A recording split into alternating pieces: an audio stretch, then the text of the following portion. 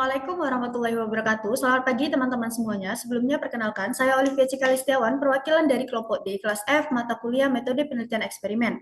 Pada kesempatan kali ini, izinkan kami untuk mempresentasikan hasil penelitian kami yang berjudul pengaruh penggunaan warna terhadap memori jangka pendek pada mahasiswa. Selanjutnya, saya akan memulai pemaparan dengan pendahuluan penelitian kami. Memori jangka pendek berperan penting dalam proses belajar mahasiswa karena berfungsi sebagai tempat awal penyimpanan informasi, namun kapasitasnya terbatas dan mudah terganggu, sehingga informasi sering hilang sebelum diproses lebih lanjut. Koan 2010 dalam Susanto 2019. Kondisi ini berdampak pada kesulitan mahasiswa dalam mengingat materi perkuliahan dan berpotensi untuk menurunkan prestasi akademik. Alloway dan Alloway 2010 di dalam Melo et al. 2021. Salah satu strategi yang dapat mendukung kinerja memori jangka pendek adalah penggunaan warna sebagai stimulus visual, karena warna mampu memperkuat pengkodean informasi dan meningkatkan aktivasi area otak yang berkaitan dengan memori. Zulkifli dan Mustafar 2013 dalam Sujarwo dan Octaviana 2017. Penelitian ini menawarkan keterbaruan melalui desain two group pre-test dan post-test dengan prosedur luring yang lebih terkontrol dan instrumen memori yang dimodifikasi. Penelitian ini memiliki dua tujuan. Yang pertama, untuk mengetahui apakah terdapat peningkatan yang signifikan pada skor memori jangka pendek setelah diberikan manipulasi warna. Yang kedua, untuk mengetahui perbedaan skor memori jangka pendek pasca perlakuan antara kelompok eksperimen dan kelompok kontrol. Berdasarkan latar belakang dan tujuan penelitian yang telah dipaparkan sebelumnya, peneliti merumuskan hipotesis penelitian sebagai berikut. Hipotesis pertama, terdapat peningkatan skor post-test memori jangka pendek pada kelompok eksperimen setelah diberikan manipulasi warna. Hipotesis dua, terdapat perbedaan skor memori jangka pendek pada kelompok yang diberikan manipulasi warna dibandingkan dengan kelompok yang tidak diberikan perlakuan. Kelompok yang diberikan manipulasi warna memiliki skor yang lebih tinggi dibandingkan dengan kelompok yang tidak diberikan perlakuan.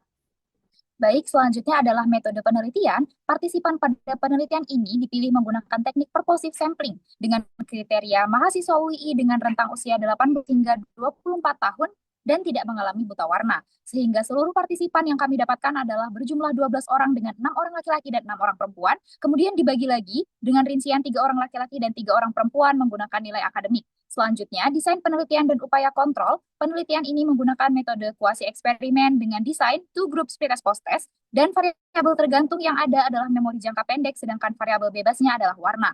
Warna yang digunakan pada penelitian ini dimanipulasi melalui lembar hafalan alat tes IST, khususnya subtes ME yang telah dimodifikasi oleh peneliti. Peneliti menerapkan berbagai upaya kontrol untuk menjaga validitas internal seperti penetapan usia, screening buta warna, penyeimbangan jenis kelamin, pengelompokan berdasarkan nilai akademik, serta pengendalian kondisi fisiologis dan lingkungan. Hal ini dilakukan untuk meminimalisir pengaruh dari variabel ekstraneus pada hasil penelitian. Next. Berikutnya adalah metode pengumpulan data dan perlakuan. Jadi pertama-tama seluruh dari kelompok itu diberikan pretest terlebih dahulu, kemudian diberikan daftar hafalan kata-kata dengan format hitam putih selama 3 menit, lalu diberikan soal modifikasi subtes ME selama 6 menit untuk mereka kerjakan. Kemudian dilanjutkan dengan istirahat selama 30 menit, dan diberikan perlakuan manipulasi dengan pemberian warna seperti merah, ungu, hijau, biru, dan oranye pada daftar hafalan kata-kata untuk kelompok eksperimen, sedangkan pada kelompok kontrol diberikan daftar hafalan placebo dengan warna hitam putih dan dihafalkan kembali dalam 3 menit, kemudian diberikan lembar ujian dan dikerjakan selama 6 menit. Terakhir diberikan manipulation check untuk mengukur pengaruh warna dengan pernyataan Likert dan isian singkat. Terakhir, metode analisis data. Jadi kami menggunakan software Jamovi dengan teknik statistik non-parametrik, sehingga peneliti menggunakan uji Wilcoxon untuk membandingkan rata-rata skor pretest dan post-test pada kelompok eksperimen, dan juga menggunakan uji Mann-Whitney untuk melihat perbedaan dari perubahan hasil data pretest post-test antara kelompok eksperimen dan kelompok kontrol, dan juga pada analisis manipulation check. Next. Selanjutnya yaitu hasil analisis data. Hasil analisis deskriptif menunjukkan bahwa skor memori jangka pendek meningkat pada kedua kelompok dari pretest ke post-test. Lalu peneliti melakukan hasil uji Wilcoxon pada kelompok eksperimen, diketahui P sama dengan 0,029, berarti P kurang dari 0,05. Artinya terdapat peningkatan memori jangka pendek yang signifikan setelah perlakuan. Dengan nilai effect size min 1 menandakan bahwa dampak perlakuan sangat kuat pada kelompok eksperimen. Sedangkan pada kelompok kontrol diperoleh P 0,068. P ini lebih dari 0,05. Hasilnya tidak signifikan karena tidak ada perubahan yang signifikan antara pretest dan post-test pada kelompok kontrol. Dengan effect size min 0,8, perubahan tidak didukung secara statistik. Selanjutnya, pada uji Mann-Whitney, di sini peneliti ingin melihat perbedaan antar kedua kelompok. Di sini pada pretest didapatkan P 0,871 dengan P lebih besar dari 0,05.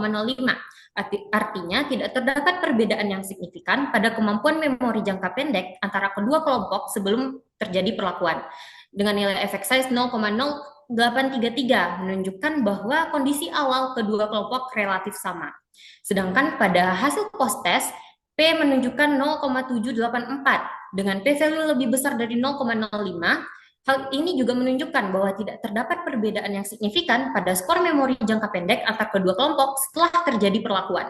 Dengan nilai effect size sebesar 0,1111, di sini ada perbedaan tetapi sangat kecil dan tidak cukup dinilai secara statistik. Sedangkan pada manipulation check, peneliti juga menguji dengan Mann-Whitney dengan P 0,147. P-nya juga besar dari 0,05 yang menunjukkan bahwa tidak terdapat perbedaan yang signifikan antar kedua kelompok. Di sini berarti manipulasi yang diberikan belum menunjukkan perbedaan yang bermakna dengan nilai effect size min 0,528. Tidak adanya perbedaan, namun walaupun perbedaannya kecil, tetapi tidak bisa dinilai secara statistik. Berdasarkan hasil analisis data, hipotesis satu penelitian ini dinyatakan diterima.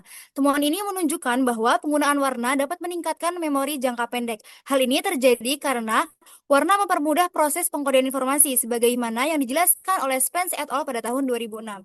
Selain itu, temuan ini juga menegaskan bahwasanya warna berfungsi sebagai representasi visual yang membuat informasi lebih mudah diingat. Hal ini dapat mendukung temuan Radvansky pada tahun 2006 dan Sujarwo dan Octaviana pada tahun 2017. Efektivitas manipulasi warna dalam penelitian ini juga dipengaruhi oleh upaya kontrol lingkungan dan kesetaraan karakteristik dan juga kemampuan awal partisipan. Dengan demikian, keberhasilan penelitian ini dapat membuktikan pernyataan beberapa peneliti terdahulu yang menyatakan bahwasanya upaya kontrol tersebut dapat mempengaruhi hasil penelitian. Selanjutnya, hipotesis 2 dinyatakan ditolak karena tidak adanya perbedaan yang signifikan antara post-test kelompok eksperimen dan kontrol. Artinya, peningkatan skor terjadi di kedua kelompok. Hal ini terjadi karena beberapa faktor. Yang pertama, adanya practice effect atau efek latihan akibat pengulangan tes pada saat pre-test dan post-test. Pengulangan ini meningkatkan skor tanpa disertai peningkatan kapasitas memori yang sesungguhnya, seperti yang dijelaskan oleh Bedley pada tahun 2003, pada tahun 2003 dan juga Van den Bosch pada tahun 2007. Faktor yang kedua adalah adanya strategi pengorganisasian pengetahuan secara semantik melalui representasi verbal.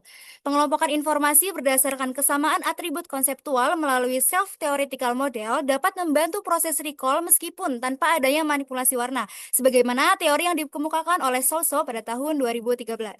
Berdasarkan hasil manipulation check, tidak ada perbedaan signifikan antara kelompok eksperimen dan kontrol. Pada partisipan eksperimen, beberapa tidak menggunakan warna, melainkan strategi mnemonik atau jembatan keledai, sehingga manipulasi warna tidak optimal menurut Wahyudi et al. Pada tahun 2018. Partisipan kontrol beberapa menggunakan strategi visual serupa warna dan pengelompokan kata, sehingga efek manipulasi menjadi tumpang tindih. Menurut Furkan tahun 2023 dan Azura tahun 2024. Tumpang tindih ini menjadi alasan tidak signifikannya perbedaan skor antara kedua kelompok dan menjelaskan faktor penolakan hipotesis kedua. Hasil implikasi dari penelitian ini yaitu warna membantu fokus dan memperkuat penyimpanan informasi dan memori jangka pendek. Selanjutnya bisa ditetapkan pada media pembelajaran visual warna untuk membantu mengingat informasi penting. Lalu warna dapat digunakan pada kata kunci atau informasi penting untuk memudahkan recall. Yang terakhir, warna efektif bisa bila disesuaikan dengan strategi menghafal, pengelompokan informasi, dan lingkungan belajar yang nyaman. Keterbatasan dari penelitian ini yaitu yang pertama jumlah partisipan masih sedikit dan karakternya hampir sama. Jadi hasilnya belum bisa digeneralisasi. Yang kedua, ada faktor lain seperti gaya belajar yang belum dikontrol dengan baik. Yang ketiga, soal pada kelompok kontrol masih bisa membantu mengingat meski tanpa warna. Yang keempat, kemampuan awal peserta belum disamakan secara optimal. Kesimpulannya, penggunaan warna dapat membantu meningkatkan memori jangka pendek. Kelompok kontrol tidak menunjukkan peningkatan yang berarti. Perbedaan hasil antar kelompok belum signifikan secara statistik. Pengaruh warna ada, tapi masih dipengaruhi faktor lain seperti kebiasaan menghafal. Saran dari penelitian ini yaitu melibatkan partisipan dengan kemampuan yang lebih beragam, menggunakan variasi soal yang setara untuk mengurangi efek latihan. Yang terakhir, memberi jeda waktu yang lebih lama antara pretest dan post-test. Demikian pemaparan dari kami. Semoga hasil penelitian ini dapat menambah wawasan terkait peran warna terhadap memori jangka pendek. Terima kasih atas perhatiannya. Wassalamualaikum warahmatullahi wabarakatuh.